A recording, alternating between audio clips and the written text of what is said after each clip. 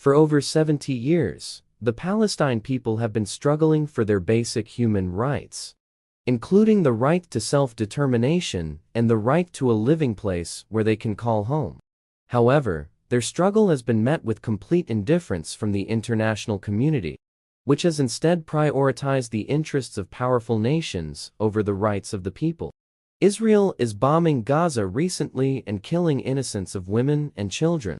More than 4,000 civilians have been killed so far, and the number is increasing with every Israeli airstrike attacks.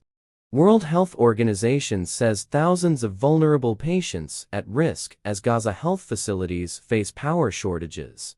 Israeli government is not only killing civilians, but also not allowing the humanitarian aid campaigns to enter Gaza. The international community has a responsibility to end this conflict and ensure that the rights of the Palestine people are upheld.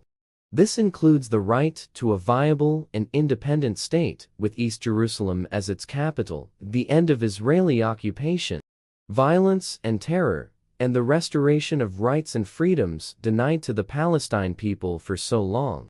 It is essential that the international community stands up and speaks out against the Israeli government's violation of human rights and the illegal policies it continues to implement, as well as the genocides and the massacres should come to an end.